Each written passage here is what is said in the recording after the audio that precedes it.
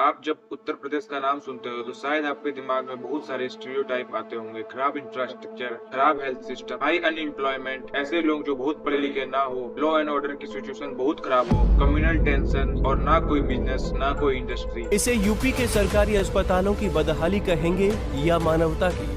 अस्पताल में महिला और कुटिया एक ही वार्ड में मां बनती है। चलिए आइए बनारस केस स्कूल। मरे हुए जानवर रहते हैं, उनकी महक बहुत तेज आती है। Lawlessness continues, it seems, unabated in Uttar Pradesh. Widespread violence and clashes now being reported in several districts in UP. रोजगार नहीं है लोगों के पास। वो कहता है चलो जो भी मिले चपरासी की नौकरी मिले, कम से कम पेट तो भरे।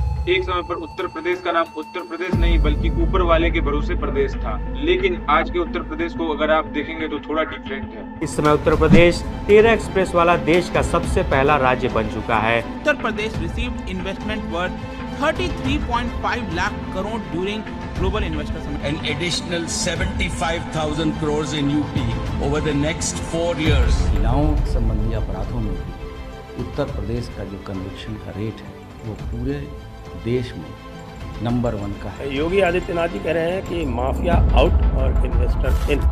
तो वही स्टेट जिसमें एक समय पर जंगल राज चला करता था, जिसको गुंडे और माफिया कंट्रोल किया करते थे, उसकी law and order situation, education, infrastructure, ये सब इतना कैसे इम्प्रूव हुआ? देखिए, ये यूपी गवर्नमेंट और योगी आदित्यनाथ की एक बहुत क्लियर हैंडेड, डिटरमिन और लॉन्ग टर्म थिंकिंग का नतीजा है। तो आइए आज बात करते हैं कि उत्तर प्रदेश ने कैसी अपनी काया पलट की है। इस एपिसोड में आपका बहुत बहुत स्वागत है। मैं हूँ राहुल और आप सबको प्रणाम। आपको शायद याद ही होगा कि उत्तर प्रदेश की एक समय पर कितनी बुरी हालत हुआ करती थी। इसको एक जंगल राज कहा जाता था। यही है मायावती जी का जंगल राज। करप्शन इतनी बुरी थी कि पुलिस के ऊपर इतनी बुरी तरह से पॉलिटिशियन का कंट्रोल था कि पुलिस का इस्तेमाल जर्नलिस्ट को परेशान करने में किया जाता था। A journalist who posted on Facebook about a UP minister's illegal activities burnt alive by policemen during a raid on his house. Another journalist who exposed dubious land deals tied to a motorcycle dragged several meters and then beaten. No arrests have been made in either case. The minister concerned hasn't even been questioned. Caste based politics में पूरा state चलता था और यह caste based divide rule policy police पर भी इस्तेमाल की जाती थी। अलग अलग माफिया का गवर्नमेंट में इतना इन्फ्लुएंस था कि जो गवर्नमेंट ऑफिसर इस माफिया को इन्वेस्टिगेट करते थे उसकी नौकरी चली जाती थी। The Noida SDM Durga Shakti Nagpal, who in the past few weeks started a campaign against the sand mining mafia, has been suspended. UP के टॉप पुलिस ऑफिसर अपनी नौकरी छोड़ते थे यह कह के कि यूपी के पॉलिटिकल लीडर्स पूरी तरह से करप्ट हैं। A senior IPS officer in Uttar Pradesh has lashed out at Chief Minister Mayawati. He has accused her of being corrupt and fears that he will be targeted for speaking out against the government. लेकिन आज UP उस तरह के जंगल राज से काफी different दिखता है। तो इस काया प्लेट के एक एक पहलू को ठीक से देखते हैं। पहला पहलू है इंफ्रास्ट्रक्चर। इंफ्रास्ट्रक्चर को तो पता ही है कि यूपी बिहार जैसे स्टेट की एक इमेज थी कि भाई इसमें इंफ्रास्ट्रक्चर नाम की कोई चीज नहीं है। इन स्टेट की सड़कों पे गाड़ी चलाना मतलब चांद की सतह पे गाड़ी चलाना। लेकिन योगी आदित्यनाथ की गवर्नमेंट का पहला बड़ा फोकस रहा है इंफ्रास्ट्रक्चर डेवलपमेंट पे, खासकर हाईवेज और एक्सप्रेसवे। एक समय पर जब इंफ्रास्ट्रक्चर की इतनी बुरी हालत थी, उससे आज ये हालत है कि उत्तर प्रदेश में पूरे देश में सबसे ज्यादा एक्सप्रेसवे हैं। ऑलमोस्ट 3000 किलोमीटर से भी ज्यादा के एक्सप्रेसवे बने हुए हैं। और इन एक्सप्रेसवे का फायदा ये है कि जो ट्रेवलिंग टाइम थी with in the state drastically reduce हो जाता है और लोगों के बिजनेस के महत्वपूर्ण पैसा और समय दोनों बचता है। दूसरा फोकस RRTS और एयरपोर्ट। तो गवर्नमेंट का फोकस ना सिर्फ लॉन्ग डिस्टेंस ट्रैवलिंग की बल्कि इंटरसिटी ट्रैवलिंग में भी काफी फोकस है। गवर्नमेंट अनाउंस किया है कि यूपी के 12 शहरों में मेट्रो रेल डेवलप की जाएगी। उसके ऊपर से इन मेट्रोस और RTS प्रोजेक्ट में ऑलमोस्ट 3000 करोड़ इन्वेस्ट किए जाएंगे। RTS होती है regional rail rapid transport system. ये समझो अगर मेट्रो और बुलेट ट्रेन की शादी हुई और उससे जो बच्चा निकला वो एक तरह से RRTS है, जो कि शहरों के बीच की ट्रैवलिंग टाइम काफी ज्यादा रिड्यूस करता है।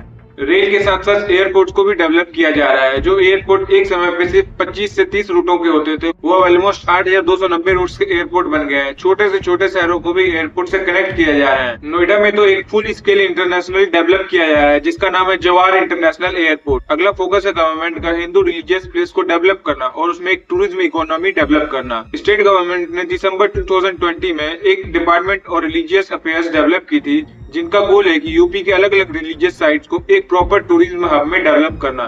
फॉर एग्जाम्पल जो राम मंदिर परिसर बना, जो काशी विश्वनाथ कॉरिडोर डेवलप हुआ और उनके साथ साथ और भी कई साइट्स डेवलप की जा रही है। जैसे कि मथुरा, नमेसी राम, चित्रकूट, विंध्याचल और गोरखपुर गोल है। इन रिलीजियस प्लेस को भी एक टूरिज्म हब में डेवलप किया जाए, जिससे कि काफी सारा टूरिज्म का पैसा भी उत्तर प्रदेश में आए। आपको पता है काशी में टूरिज्म कितना बढ़ गया है? कम से कम 150 गुना टूरिज्म बढ़ गया है। When tourists come, a lot of money also comes. और जो एक्सप्रेसवे, ट्रेन्स और एयरपोर्ट डेवलप की जा रही है, उनकी भी इन टूरिज्म हब में कनेक्टिविटी बढ़ाने में काफी बड़ा हाथ होगा। इंडिया की जो टेम्पल इकोनॉमी है, जो टूरिज्म एक इकोनॉमी है, वो अराउंड 3 लाख करोड़ की है, जो जीडीपी का 2% इस समय पर कंट्रीब्यूट करती है। फॉर एग्जाम्पल अगर आप तिरुपति को देखें तो वो भी काफी बड़ी टेम्पल इकोनॉमी वाला शहर है, जो ऑलमोस्ट 3000 करोड़ की टेम्पल इकोनॉमी। और उत्तर प्रदेश भी चाहता है कि उसकी जो इतनी रिच कल्चरल धरोहर है, उसका भी इस्तेमाल करके अलग अलग टेम्पल इकोनॉमी डेवलप की जाए। In India, there are 200 plus towns which are run on temple economy. Tirupati is a 3000 crore rupees economy. Ganesh Visarjan just in Mumbai is a 500 crore rupees economy. Kawar Yatra, that's a 200 crore rupees economy, and the Kawars are made by Muslims of Saharanpur. So religious places are a huge economy in India. So now there's a huge economic empowerment of Ayodhya that will happen, and not only Ayodhya, Sharan, whole of eastern Uttar Pradesh. In fact, the parts of Bihar also. अगला बड़ा focus है law and order का। योगी जी के आने के पहले उत्तर प्रदेश को basically mafia, गुंडे और बाहुबली वगैरह लोग कंट्रोल करते थे, जिनको अलग अलग पॉलिटिकल पार्टी के सपोर्ट मिला करते थे। हालत एक समय पर इतनी बुरी थी कि अमेजन और फ्लिपकार्ट जैसी कंपनियां सिर्फ 2-3 डिस्ट्रिक्ट में डिलीवरी करते थे, क्योंकि उनको पता था कि और डिस्ट्रिक्ट में जाएंगे तो गुंडे लूट लेंगे। अब इन सब चीजों को टारगेट करके योगी आदित्यनाथ की गवर्नमेंट ने बंद करवाया, तो इन गुंडों को अरेस्ट किया गया और जो गुंडे पुलिस पर अटैक करते थे उनका इनकाउंटर किया गया। पुलिस ऑफिसर ने एक्सप्लेन किया है कि एक समय पर गुंडे को पॉलिटिशियन से सपोर्ट मिला करता था, लेकिन आज पुलिस को पॉलिटिशियन से सपोर्ट मिल रहा है। पुलिस को फ्रीडम दी जा रही है, छूट दी जा रही है कि वो प्रॉपरली इन गुंडों और इन बाहुबली पर, इन माफियाओं पर एक्शन ले सके। वहाँ पे रोड माफिया थे, वहाँ पे बालू माफिया थे, वहाँ पे चीटिंग माफिया थे, गाड़ी चोरी माफिया थे, और सारे ऑर्गेनाइज क्राइम थे। उसको कैसे ऑर्गेनाइज क्राइम को यूपी में हर जिले में 50-50 नाम चिन्हित करके उन पे दबिश बनाई गई। तो ये जब हुआ तो एक माहौल बना कि हाँ हम इस स्टेट पे वापस आ सकते। लॉ एंड ऑर्डर पर एक्शन लेने का बेनिफिट ये हुआ कि जो इतने क्रिमिनल क्लासेस हुआ करते थे, दंगे हुआ करते थे यूपी में, वो भी कम हुए। इनफैक्ट राइट केसेस जो यूपी में पूरे देश के मुकाबले काफी ज्यादा तेजी से कम हुए। और औरतों के खिलाफ भी जो क्राइम्स होते थे उसमें भी पुलिस का एक्शन और जो कन्विक्शन हुआ है लोगों का इन क्राइम में, वो यूपी में सबसे ज्यादा हुआ है। जो चार्ज सीटिंग औरतों के खिलाफ क्राइम में, वो 2017 में 71% से 2021 में ऑलमोस्ट 77% हुई है। और जो पेंडेंसी रेट है इन केसेस का, वो 2017 में 21% से सिर्फ 17% तक आ गया है। और ये लॉ एंड ऑर्डर की सिचुएशन जो इतनी इम्प्रूव हुई है, ये एक बहुत बड़ा फैक्टर था कि योगी आदित्यनाथ को वापस दोबारा लोगों ने वोट किया। लॉ एंड ऑर्डर जो गुंडा राज है वो क्या कम हुआ है कि और बढ़ गया है कि वैसे ही है जैसे का था?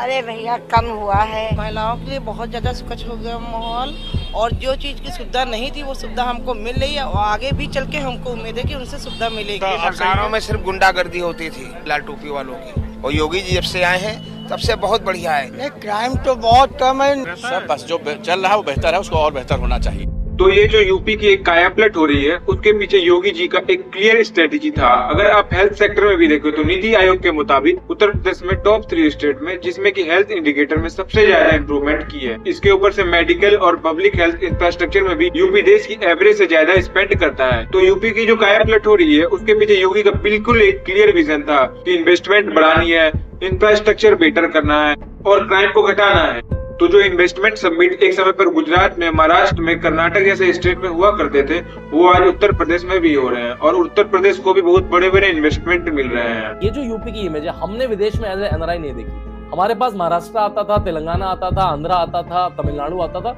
लेकिन यूपी किसी इस तरह से नहीं। तो देखिए इस समय पर जो उत्तर प्रदेश की डेवलपमेंट हो रही है, एक बहुत ही अच्छी खबर है, और ये देश के लिए भी जरूरी है। क्योंकि आप अगर इंडिया की पॉपुलेशन डेंसिटी देखेंगे, तो आप अगर उत्तर प्रदेश, बिहार वाले एरिया को देखेंगे तो देखेंगे ये स्टेटस ना सिर्फ बढ़े हैं, बल्कि इंडिया की पॉपुलेशन का बहुत बड़ा हिस्सा उत्तर प्रदेश में रहता है। यहाँ पर काफी यंग पॉपुलेशन है, बहुत हाई ह्यूमन कैपिटल है, लोग मेहनती हैं। प्रॉब्लम ये रही है कि इनके पास अपॉर्चुनिटीज नहीं है, तो इनका दूसरे स्टेट में जाना पड़ता है अपॉर्चुनिटीज ढूंढने के लिए, जहाँ पर अक्सर इनको डिस्क्रिमिनेशन का सामना करना पड़ता है, हिंसा का सामना करना पड़ता है।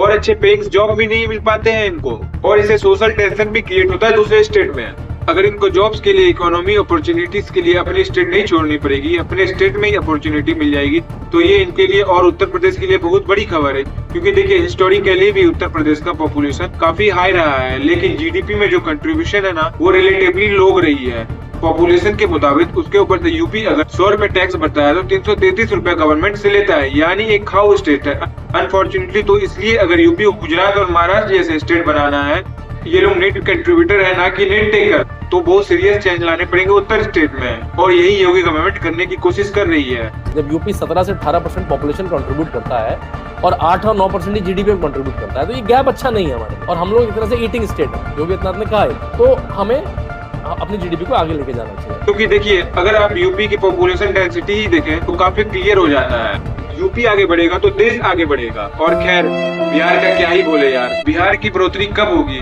क्या पता। पहले बिहार को कम से कम एक दोस्त था उत्तर प्रदेश, अब तो उत्तर प्रदेश भी डेवलप कर रहा है, बिहार बेचारा अकेला ही रह गया। वन डे क्या पता। अभी भी देखिए यूपी में बहुत सारी चीजें हैं जो इम्प्रूव की जा सकती है। फॉर एग्जांपल पुलिस से सिविलियन रेशियो काफी इम्प्रूव किया जा सकता है, अभी भी इंफ्रास्ट्रक्चर इम्प्रूव करनी, हेल्थ इंफ्रास्ट्रक्चर खास करके ये सब चीज इम्प्रूव करनी है। लेकिन जिस प्रोजेक्टरी की तरफ उत्तर प्रदेश बढ़ रहा है वो प्रोजेक्टरी काफी अच्छी है और देश के लिए एक बहुत ही अच्छी खबर है। और मैं आपसे पूछना चाहता हूँ कि आप भी मानते हैं कि उत्तर प्रदेश का जो धीरे धीरे एक काया पलट हो रही है, और क्या आपका भी मानना है कि उत्तर प्रदेश की डेवलपमेंट इंडिया के डेवलपमेंट के लिए एक बहुत अच्छी खबर है? अगर आप एग्री करते हैं तो नीचे कमेंट सेक्शन में मुझे जरूर बताएं।